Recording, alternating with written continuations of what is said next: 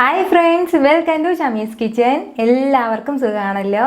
ഇന്ന് നമ്മൾ തയ്യാറാക്കുന്നത് ഒരു സ്പെഷ്യൽ ജ്യൂസാണ്, പഴവർഷ ജ്യൂസ്. ഈ നോമ്പിൻ്റെ ദാഹവും വിശപ്പും ഒക്കെ മാറ്റാൻ പറ്റിയ നല്ലൊരു ജ്യൂസാണ്. എന്നാൽ ശരി, ഇതെങ്ങനെയാണ് ഉണ്ടാക്കുന്നതെന്ന് നോക്കാം. പിന്നെ ഒരു കാര്യം കൂടി, നമ്മുടെ ഷമീസ് കിച്ചൻ ചാനൽ ഇതുവരെ സബ്സ്ക്രൈബ് ചെയ്യാത്തതുണ്ടെങ്കിൽ പ്ലീസ് ഒന്ന് സബ്സ്ക്രൈബ് ചെയ്തേക്കണേ. ആ ഷമീസ് കിച്ചൻ്റെ തൊട്ടടുത്തുള്ള ചുവന്ന ബട്ടൺ ഒന്ന് ക്ലിക്ക് ചെയ്തേക്കണം. കൂടെ തന്നെ തൊട്ടടുത്തുള്ള ബെല്ലൈക്കൻ കൂടി, എങ്കിൽ മാത്രമേ ഞാൻ അപ്ലോഡ് ചെയ്യുന്ന വീഡിയോസ് എല്ലാം നിങ്ങൾക്ക് കറക്റ്റായിട്ട് നോട്ടിഫിക്കേഷൻ ലഭിക്കത്തുള്ളൂ. എന്നാൽ ശരി, നമുക്കിനി വീഡിയോയിലേക്ക് പോകാം.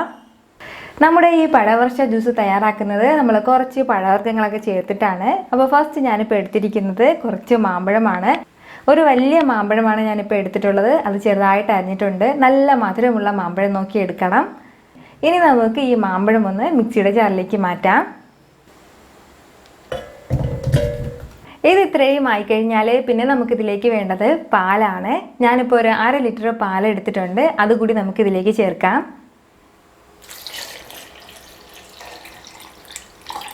1/2 ലിറ്റർ പാലിന് 1/2 ലിറ്റർ ഐസ് വാട്ടർ കൂടി നമ്മൾ ചേർക്കുന്നുണ്ട്. പക്ഷെ അതിപ്പോഴല്ല, ഫസ്റ്റ് നമുക്ക് ഇതൊന്ന് നല്ലതുപോലെ ഒന്ന് ബ്ലെൻഡ് ചെയ്തെടുത്തിട്ട് വരാം.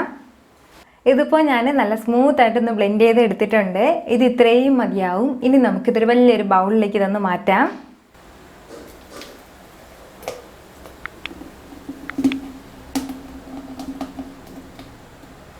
ഇനി നമുക്കിതിലേക്ക് വേണ്ടത്, ഞാൻ പറഞ്ഞതുപോലെ 1/2 ലിറ്റർ പാലിന് 1/2 ലിറ്റർ വെള്ളമാണ്. അപ്പോൾ 1/2 ലിറ്റർ ഐസ് വാട്ടർ കൂടി ചേർക്കുകയാണ്.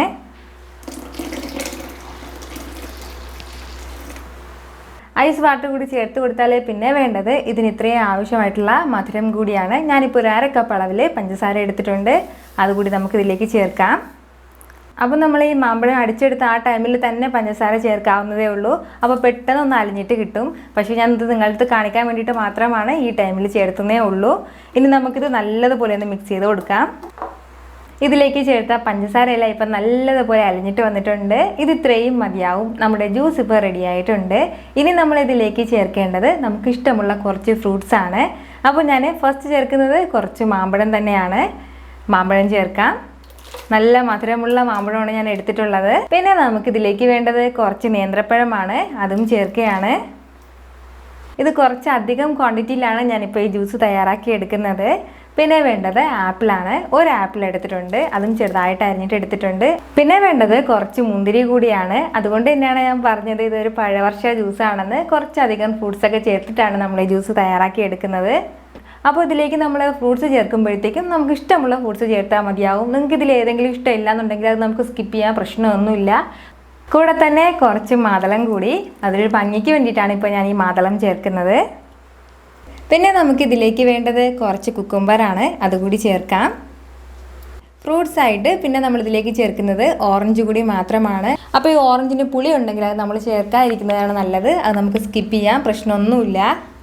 അപ്പോൾ ഇതെല്ലാം കൂടി ചേർത്തിട്ട് നമുക്കിത് നല്ലതുപോലെ ഒന്ന് മിക്സ് ചെയ്ത് കൊടുക്കാം.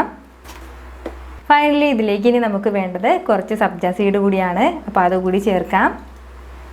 ഇനി ഇതിലേക്ക് തണുപ്പിന് വേണ്ടിയിട്ട് കുറച്ച് ഐസ് ക്യൂബ്സ് കൂടി ചേർത്ത് കൊടുത്താൽ മാത്രം മതിയാവും. നമ്മുടെ പഴവർഷ സർബത്ത് നല്ല സൂപ്പറായിട്ട് റെഡി ആയിട്ട് വന്നിട്ടുണ്ട്. വളരെ ടേസ്റ്റി ആയിട്ടുള്ള നല്ലൊരു ജ്യൂസാണ്. ഉറപ്പായിട്ട് നിങ്ങൾക്ക് എല്ലാവർക്കും ഇത് നല്ലതുപോലെ ഇഷ്ടമാവും.